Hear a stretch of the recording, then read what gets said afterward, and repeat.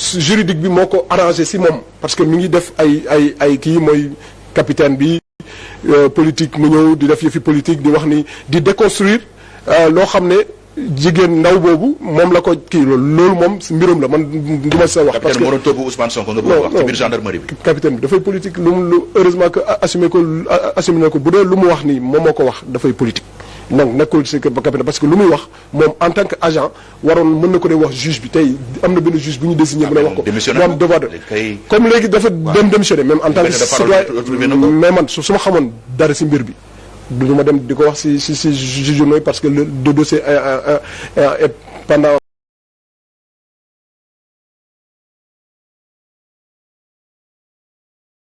si devant la justice damay dem si juge bi wax ko jox ko sama éléments yi léegi su ma gisee ni si procès bi éléments yi waxuñu ko mën naa tëb ma wax ko donc moo tax ma ne kii dafay politique donc man bëgg ma si wax mais moom naka la def bu mu xamee ni ñun mën nañu jël ñu ne Sénégalais yi mais Ousmane Sonko bu ñu doon wax xamuñu ndax def na wala deful ñun sa loolu suñu yoon nekku ci mais lu nekk suñu yoon mais waa ji moom moo ne moom dafa sell moom du dem du laal du nuyu jigéen du def lii du def lii Ousmane Sonko mooy xëy guddi di dem fii di def lii soi-disant dafa feebar donc loolu. tey na xel di def en privé intéressé na Sénégal. dëggul ma la ma ne tey mais dëggul ma la ma ne le président de la République c'est une rencontre entre un homme et son peuple.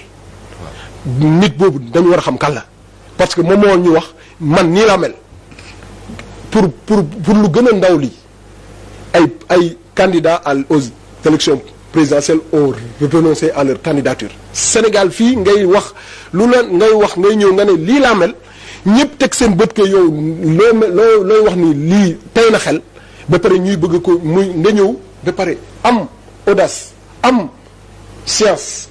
parce que moom loolu moom nangul naa ko matière de communication nangul naa ko am science ñëw lépp indi lu rëy parce que yow xam nga ni yow loo def dafa rëy pour fay lu rëy loolu da ngay indi lu rëy. kon yow yaa ngi koy condamné avant. dëgg la ma ne loo def dafa rëy parce que loo wax sénégalais ak fu looy doxalee dafa rëy da méngawul donc dafa rëy donc yow nga indi si lu gën a rëy nga ne donc état bi moo def lii président Macky Sall moo def lii président Macky Sall moo def lii pour que nga détourner sénégalais yi. da nga xam ne réussir loolu. yan ngeen ñëw. loolu faytu état la. wax ma ak état lu mu compté yëpp si arsenal communication et tout ça mais du état rek. demee ba nga ne Ousmane Sonko réussir na. non du état dëgg ma la dëgg ma mais de toute façon en démocratie wala au cours d'un mandat wala démocratie mais l'État peut ne pas avoir à tout moment l'opinion favorable en son encontre mais c'est le rôle de l'État de rétablir les dëgg yi ba ñoo indiwaat dëgg yi luy dëgg yi ak loo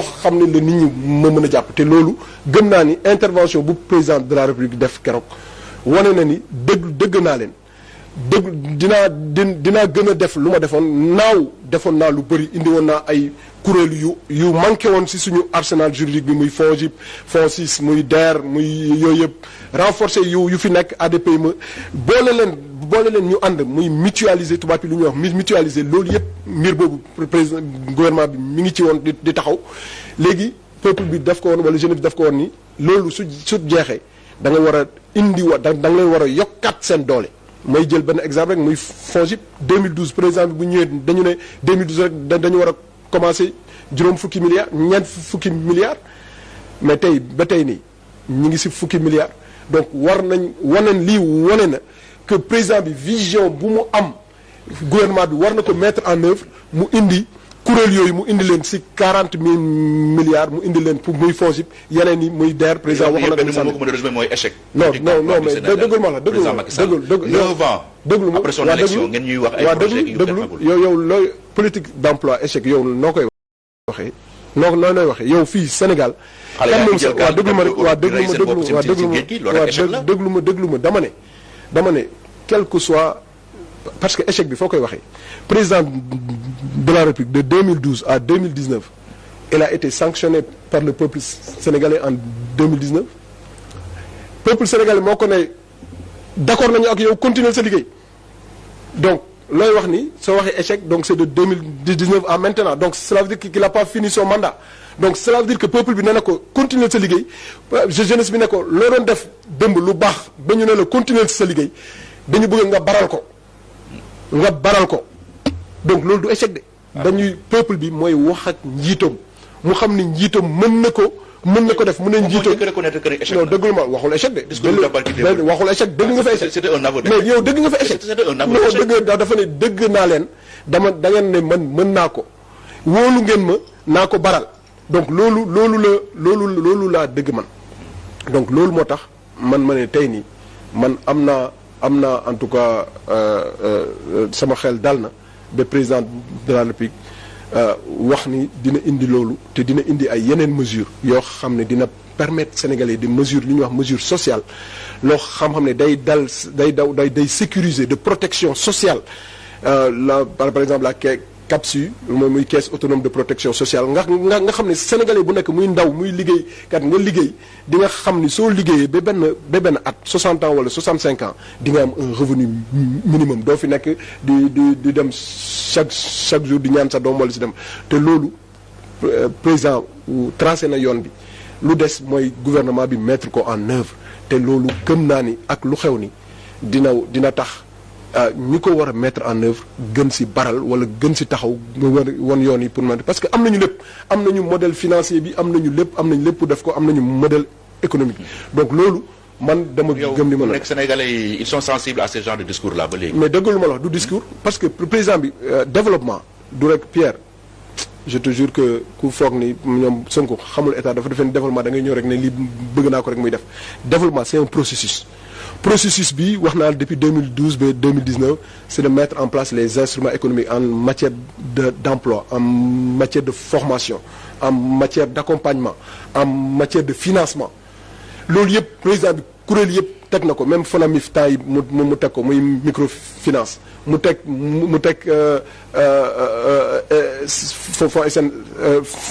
FONGIP DER yooyu yëpp teg na ko kuréel yi teg na ko lu des mooy non du loolu de xale yi bul wax amuñu liggéey. mais liggéey ba non mais yow xam nga da ngay wax liggéey bi dayul mais FONGIP rek ñun on a. demandé wu leen créé emploi créé 60 FONGIP rek financé nañu plus de 65 milliards man balaa ma fay jógee ñaata emploi jeunes ñoo fa nekk ay milliers et des milliers DER Prodac yeneen ak yeneen bu nekk am na lu ñu Sénégalais yi lu ñu wax jeunesse bi lu mu wax mu ne doyul.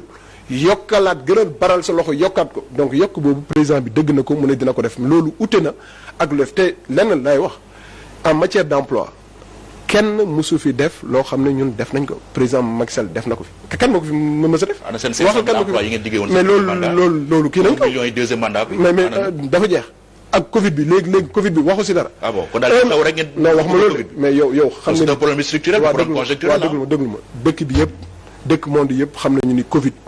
mu ngi fi ba léegi les effets de Covid ñu ngi fi ba léegi c'est pas pour rien que président de la République jël junni milliards dugal ko pour rek maîtriser lu fi amoon rek mu gën a bañ a lu ñu doxal avancé yi ñu amoon ba 2019 pour téye avancé yooyu rek mu dugal 1000 milliards mais est-ce que defar nañu 1000 milliards non parce que amuñu kattan pour defaat beneen 1000 milliards donc loolu moo waral tey peuple bi ne ko Covid bi mi ngi fi mais dafa am yoo xam ne dañu bëgg nga gënal ci baral sa loxo te moom dëgg na ko dina ko def. léegi est-ce que ragaloo Ousmane Sonko mu gën a am capital sympathie qu'il sorte renforcé de cette épreuve là.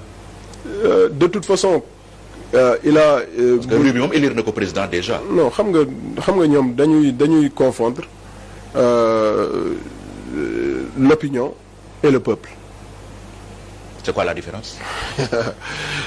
L'opinion et le peuple mooy peuple bi moom mooy dem voter le jour des élections l'opinion la yow Pierre mën nga toog fii Pierre nga wax ni comme loo wax sànq nga wax lu la neex ay peuple ay gars gëm ko loolu mooy opinion. nga fabriquer opinion dëggal ma la ma ne. yow mën nga toog fii Pierre nga fabriquer opinion. c'est pas le peuple moom dafa am. ay nuances yoo xam li wàcc barki dem ci mbedd bi. man dama wàcc man. est-ce que dama wàcc est-ce que man d'accord naa moom mu dem mu yàq est-ce que yow d'accord nga ñuy dem yàq ay këru jàmbur ñu dem yàq ay liggéeykaay jàmbur nit yi ñàkk ci seen liggéey nit yi ñàkk ci seen bakkan nit ñi gaañu ci est-ce que yow peuple boobu nga bokk Pierre bokkoo ci peuple boobu man bokkuma ci peuple boobu. mais jóg donc pour ne non contre l'injustice loolu la dëggul ma la ma ne man. loolu muy yow muy man muy keneen yëpp dañ ko war a def. dëggul ma la ma ne. bu dee jóg la pour dire non à l'injustice.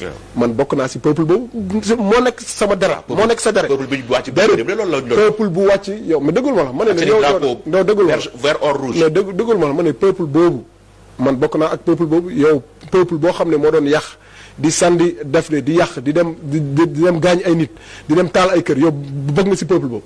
peuple bu Ousmane Sonko wax non suñu neexoon tey mën nañu dem jëli pouvoir bi au palais mais yëpp ay waxu caaxaan wax yoo xam ne mais moom xamul sa luy état. Macky Sall waxoon na ko fi de. non dëgg musu ko Abdoulaye Wade bu kuyee ñu dem délogé ko. musu ko jëf. musu ko jëf. waaw Sonko lu xew mooy que Sonko daf ko jëf. yow Pierre yow daa joxe ordre pour booy jeunes yi marché vers le palais. mais Pierre yow dëggoo fi mu ne c'est un avant-dernier combat wala le dernier combat c'est un combat des gladiateurs dëggoo ko yow la mu ne bàyyi leen terrorisme boo leen def ci Facebook bi loolu doyatul wàcc leen ci suuf. ñu dem appliqué boobu moom moo ko wax mu ne bàyyi leen Facebook bi bàyyi leen ñëw leen suuf donc moom fi lu fi Macky Sall waxul woon. dëgg loolu moom mosuñu ko wax de. Macky Sall musul wax ni bàyyi leen kii bi ngeen ñëw wàcc suuf xeex bi ci suuf la Macky Sall musul wax dernier combat la. dem na sa fa interpellé armée bi. non dëggal ma la. looloo gën a grave non ban interpellé armée.